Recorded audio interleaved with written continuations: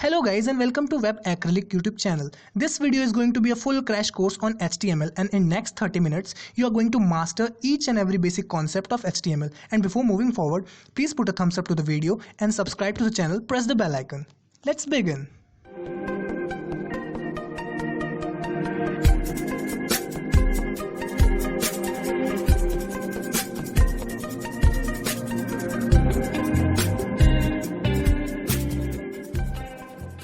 Okay, so let's start by understanding the basic structure of a HTML document. The basic structure looks like this. You have to follow this structure whenever you are going to write any HTML web page. The first line says doc type HTML. It is not part of HTML exactly. It is just to tell the browser that this is a HTML document. Now you have to write HTML document, the opening and the closing tag. And inside these tags, there are two main components. First is the head tag and second is the body tag. Now whatever will be the main content of your website, the main data of your website, that will go inside the body tag, and whatever is the title of your website, the CSS that you are using, the JavaScript links that you are using, all those things will go under the head tag. Now let me explain you the title tag. So whatever you will write inside the title tag, it is going to be displayed on the title of the web page. Now let me show you my website. Now let's save it and refresh the page. You can see the title is changed now. So there are lots and lots of important HTML tags, and I'm going to elaborate you each and all of them one by one. Let's start with the heading tag.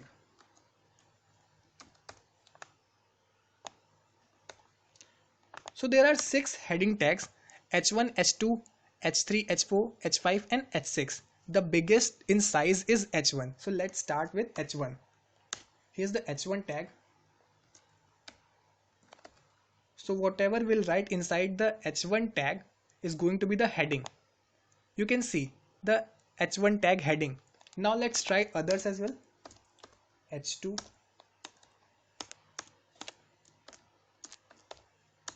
we have H3,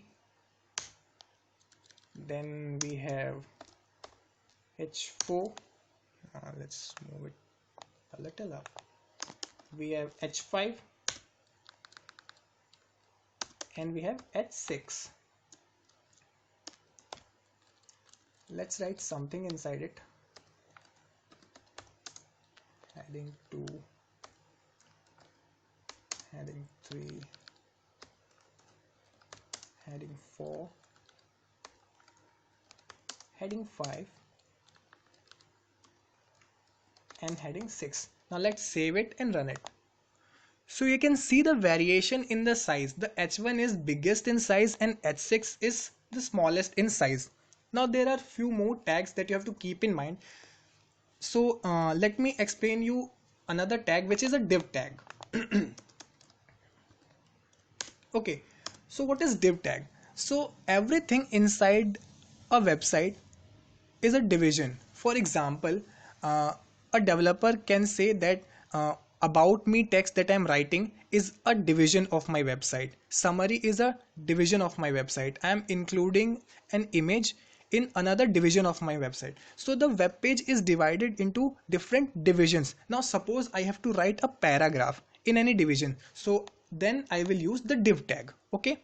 So it is used to separate some sections or separate some divisions.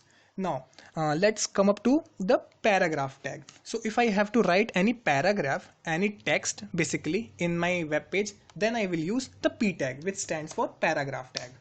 Now anything I can write inside the P tag, and this is going to be treated as a paragraph.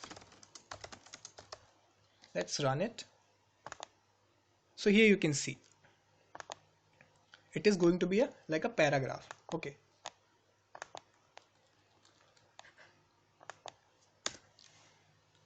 Now suppose that inside a paragraph I want a line break.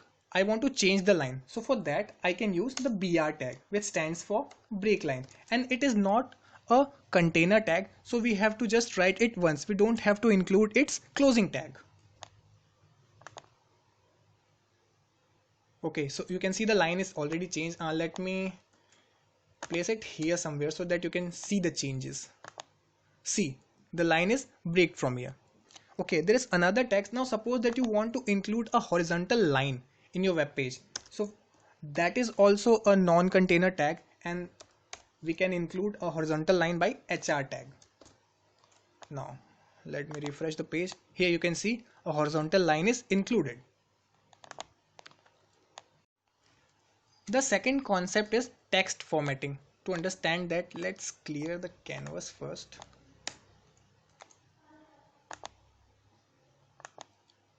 So now we only have this paragraph. Okay, so let's try to understand text formatting. So suppose you want this word in bold format. So for that you can use B tag.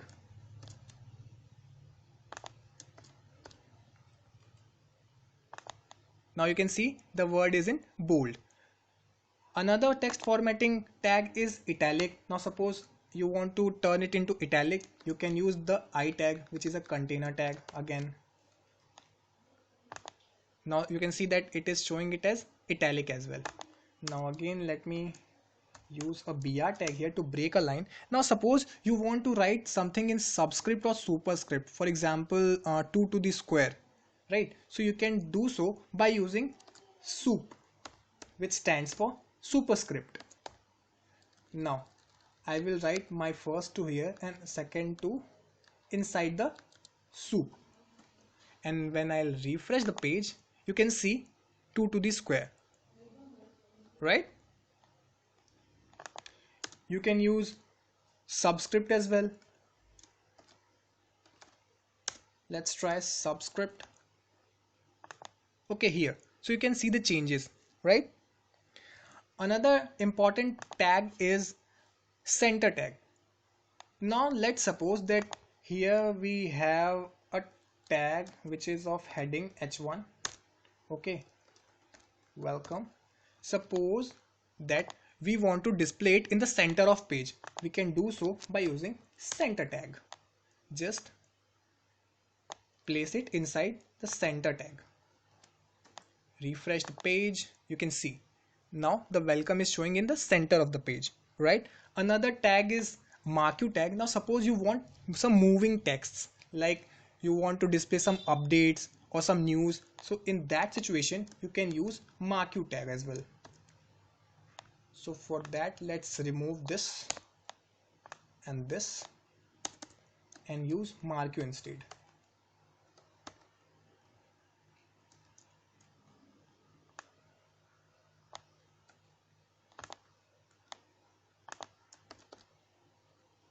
Now let's try this.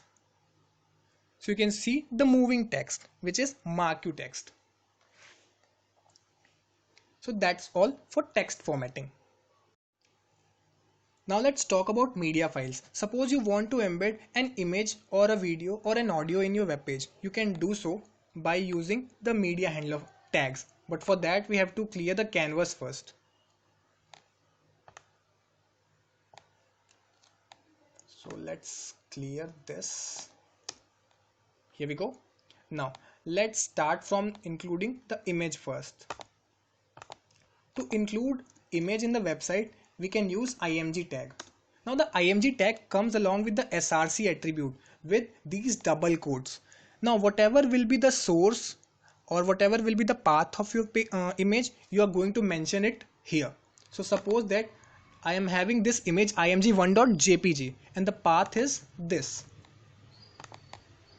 So I have to mention the path here. I should change this. And along with the path I have to mention the image name, which is img1.jpg. Let's refresh it. Here you can see the image is inserted in the web page now. We can also adjust the height and the width of the image by using height attribute.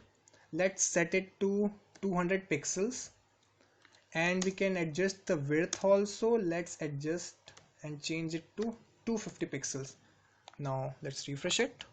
Here you can see the height and the width of the image are changed now. Now suppose you want to embed a video. You can do that as well. To embed a video, you have to use video tag. And video tag comes along with another tag, which is source tag. Now you can again get the same attribute src, and you can mention the path of your video in src tag, sorry, attribute. So let me paste it here, the path of the video and the name of the video, which is vid1 vid1.mp4. Now in type we have to mention video slash the extension. So I'm using mp4 video, so I have to mention mp4 here. Now we can also do one thing here, this we have to mention controls, so that the controls on the video could be visible. Here we go, you can see the video.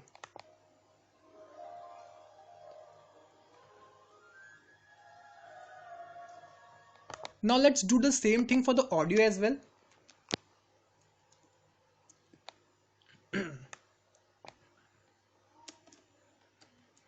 So for that we have to use audio tag, and inside audio tag again we have to use the source tag, source. Now let's type the name of the source, which is horse.org.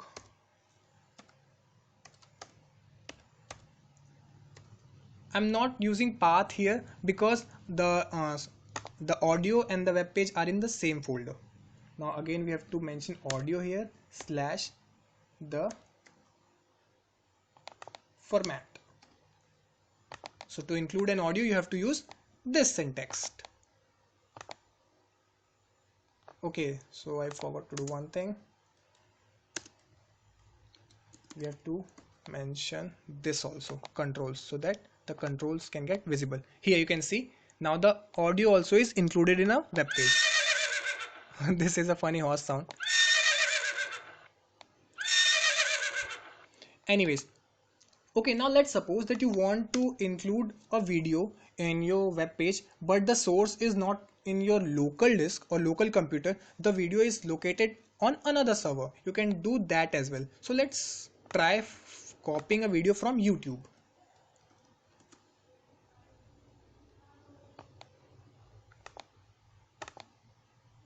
Let's try this.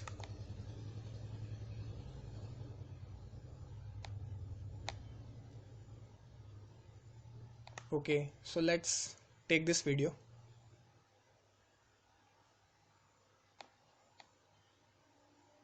Okay, so you have to click on the share, then you have to click on embed, copy this and paste it in here. So now you can see it is showing you iframe tag. Now let me tell you what is iframe tag. So an iframe tag is a tag which is used to embed another media or a media which is stored on another server. Okay, so to include that kind of media or to include that kind of web page inside our web page, we can use the iframe tag. Here with the iframe we get the width and the height and src. Now let's refresh it and you can see that we have this. Okay, let me maximize this for a while. Now you can see it, right? So we have a YouTube video and you can adjust the height and width obviously. Okay, now let's suppose that you want to interlink two web pages. After all, a website is a collection of web pages. So to do so, let's first create another web page. Not here, we have to use here. Okay, now let's save it first. Page 2.html, save, and we'll use this page 2. Now let's just give it a heading of h1 and it should be page 2. Now let's save it and run it. Here we have page 2. You can see we have the page 2 now. So now let's try to interlink the web page 1 with the web page 2. So to do so, let's clear the web page 1 first.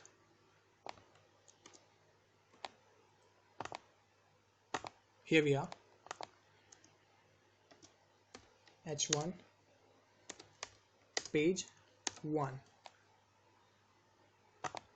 Okay, so now we have two web pages and we are going to interlink these two, and you can do so by using an anchor tag.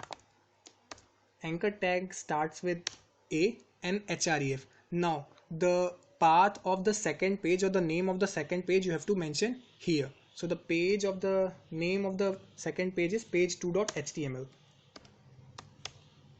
And I'm not again mentioning the path here because both are in the same folder. Click here. Now let's refresh it. So if I click here, I'll be redirected to the page 2. So that's how you can interlink two web pages. Now you can use anchor tag on an image as well or on a button as well. Now how you can do that? So for that you have to use the same thing, same syntax, ahref. You will use page2.html, and inside this you can create a button by using button tag.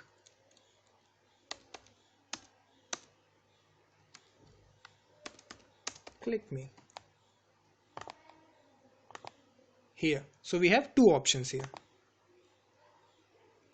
So if you want to convert anything into a clickable link, you can paste that inside the anchor tag. Now you can do with the img tag as well. You can mention the img tag as well. Okay, so try to do that as well. Now let's talk about lists. So there are three types of lists in HTML: ordered list, unordered list, and definition lists. Let's start with ordered list. So to create ordered list, we have to use OL tag. And inside OL tag, for every list item, we have to use li tag. So let's create a list of fruits: banana, mango, let's say one more, apple. Now you can see the list items are displayed in an order, right? 1, 2, 3. Now we can change the format of the order by using type attribute. So we can use the Roman counting as well, C, or we can use alphabetical order as well.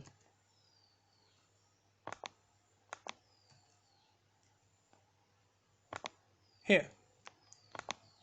Now let's move on to unordered list.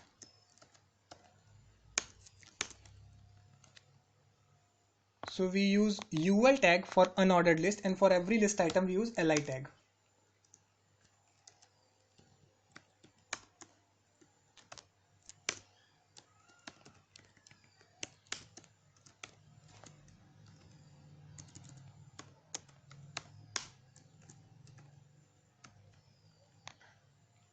Refresh it.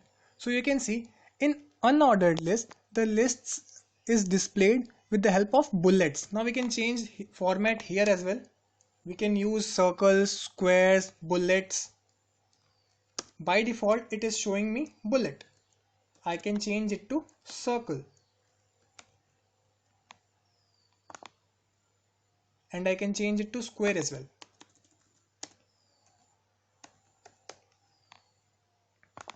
See, now let's talk about definition list. Now definition lists are not quite often used, but I'm going to display it to you. Okay, so to create a definition list, we have to use DL tag. And here we have to use a couple of tag, which is DT and DD. DT stands for definition term and DD stands for definition data. So let's say I have to give a definition of website. So the definition term here is website, and the definition data is, let's say, website collection of web pages. So I can say that website is a collection of web pages and it will be displayed something like this. So these are three types of list that we can use in. Let's talk about table tag. So suppose you have to display a data in tabular format. So for that we can use table in HTML, and the syntax is like this. First of all, let me clear this. Okay, now let's create a table. So the syntax is table tag. Now it is a container tag, and inside it we have to mention two things. For every row we have to define whether it is table heading or it is a simple table data. Okay, so to create a row, let's say we have to create first row, and the first row of our table is going to create some labels like roll number, first name, last name, something like that. Okay, so let's create the first row. To create a row we have to use tr tag, which stands for table row. Now in the first row I'll use table head, th, and my first table head is roll number, let's say roll number. Okay, and then second table head will be first name and last name, first name and last name. Now let's refresh it. Here now you can't see the exact tabular format, so for that we have to use the border attribute. Let's set it to 2px. Now here you can see it is representing the data in a tabular format. Now it is only heading. Now to add corresponding data in particular heading, we will use another table row. Now in second row my first data would be here, and it would be a roll number. So let's create a data. For that we have to use td tag. Now you have to keep it in mind that for the first row we are using th, and after that we are going to use td, because th stands for table heading, which is roll number, first name and last name, and td stands for table data. So here we are using, let's say roll number is 001,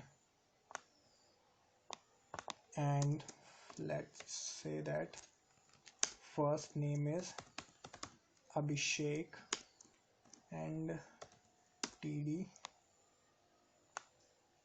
last name is Singh. So here now you can see that the heading is in bold format and the corresponding texts are normal. So that's how you can represent a data in tabular format. Also we can increase and decrease the height and the width of the table by using height and width attributes here, right? Now suppose that you want to increase the width of a column. How we can do that? Suppose I want to occupy these two columns as one. So I can do that by using col span and row span. So for this thing we are going to use col span. Now suppose that I want this column to use two columns. So we'll use col span to 2, and for we have to delete this. Now let's refresh it. So here by using col span to 2, it simply means that we are combining two columns into one. So you can see that the width is increased. Now again, now let's delete this as well, and here in table heading let's use row span to increase the height. Again we are going to give it 2. You can see. So what row span and col span are doing, they are actually increasing the height and the width. Row span increases the height, it combines two columns and takes the entire height, and col span combines two columns and takes the entire width. Also there are two other attributes that we can use here. The first is row span, col span, and then we can use cell padding and cell spacing. Now what are that? So let me show you first. Cell padding, let's give it to 4px and refresh it. Okay, so you can see the padding between the text and the boundary is increased now. So to increase that we use cell padding, and cell spacing is the distance between two neighbor cells. we can increase that as well. Cell spacing, let's set it to 5 pixels here. So this was the table tag. Now the last tag that I'm going to show you is the most important tag, which is form tag. And let me clear everything.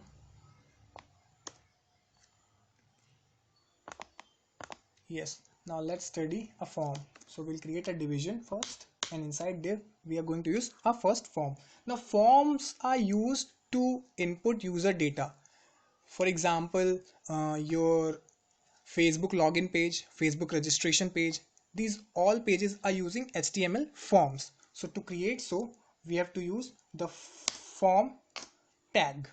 Alright, and inside form tag, if we want to input a text, let's say name, so we'll give it first a label and then we'll use input tag. And in type we have to use text because it is going to be a text type field. And in name we can use anything, we can put any name here. I am giving it uname, which stands for username. Now let's refresh this. So you can say we get an input tag. Now let's break the line. To input email, we can use input type is equals to email. In type we have to write email. Again here I'm going to use email. See, we get an email column. Now to input password,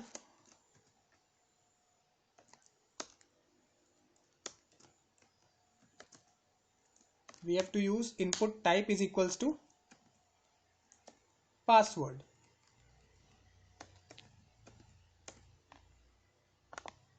Now whatever you will write inside the password, it will automatically get hide.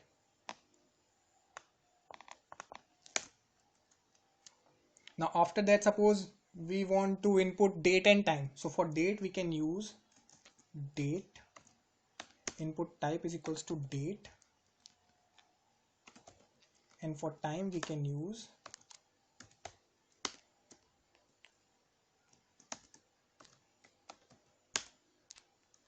no, not this, input type equals to time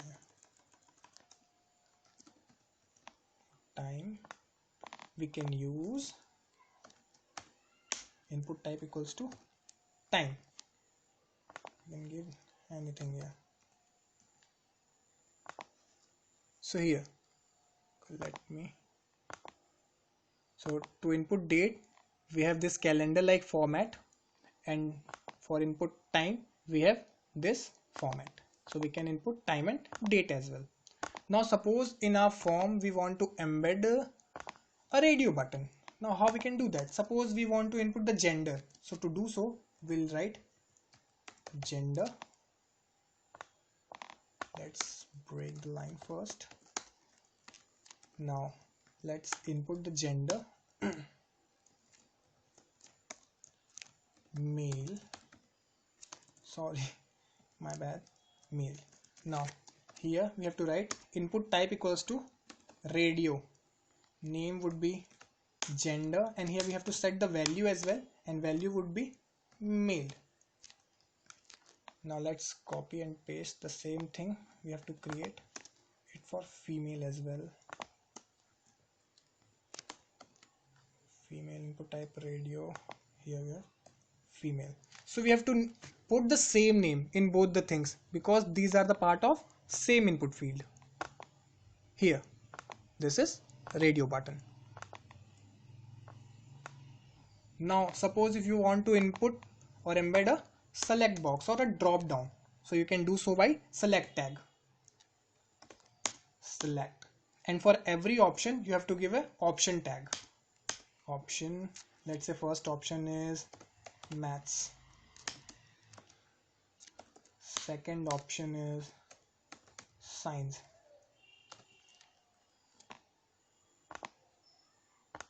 maths and science, right? So by this you can embed a drop down as well. Now let's add few more items. Let's add here Hindi and web tech. And for every item we have to use the value attribute as well, and we have to put the same thing in value. So we will do this thing for every other item. So this would be the select box. Now let's implement a checkbox. Now break the line here and let's implement a checkbox. So to create a checkbox, we have to use input type equals to checkbox, and here let's use ATM. Name would be ATM. Let's add credit card, and here it would be credit card. Now let's refresh it, and here you get input type equals to checkbox. So here it is showing checkbox. Now after creating the form, you will be needing a submit button and a reset button. So to create a submit button, you have to use input type equals to submit, and in name we can give submit. Here it is submit. We can also create a reset button to reset the form. So here we have to show it like this. We have to write input type equals to reset to create a reset button. Now what is the need of a reset button? Suppose we have written something in the form and we want to reset it. So when we'll click on it, the form will get reset. And if we'll click on submit, the form will be submitted. Okay, so here in this thing it is showing me error. It is saying that please you should include this @ symbol as well, because we have used input type equals to email. Okay, another thing, if you want to make a input field mandatory, so you can use this thing. You can use this required, required at the end without any value. You just have to write required. Now if I'll submit it after refreshing it, it will say me please fill out this field. So we can use it with every field. Okay. Now there are two more attributes that are very important for every form. One is action and another one is method. Now what are these things? So in action attribute, we have to mention the path and the name of that particular file which is going to process the data. For example, if I am submitting some kind of data for, let's say, my email and password, then they'll get processed somewhere on the server. So that file that will process my input data, that is going to be mentioned here. And in method, I have to write the method of sending the data. Now there are two methods. First is get and another one is post, and it is highly recommended to every time you should use post method. Why? Because post method sends the data to the server in an encrypted form, so it is more safer than get. If you are using get, then you can read whatever you are sending in this URL. You can read the data, but if you are using post, you can't read the data because it would be encrypted. So it is better, you should always use post here, and you have to write the path and the file name of the server handler file. Okay, so this is a bonus section of CSS. Now suppose you want to add some colors to your web page. Now everything which is related to decoration is a part of CSS, but here I am going to give you few things that you can use. Now let's say you want to change the color of this heading. So for that you can use style attribute. Now The style attribute is a part of CSS. We are using inline CSS here. Now if you want to change the color, so let's change the color. So you have to write color red. Let's change it to red. Color colon red. This is the syntax. See, you can change the color. You can also change the background color.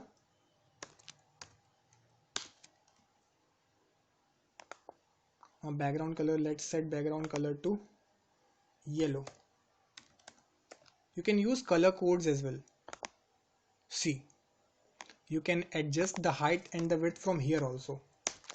So height, let's say 100 pixels and width 200 pixels. Now let's save it and run it.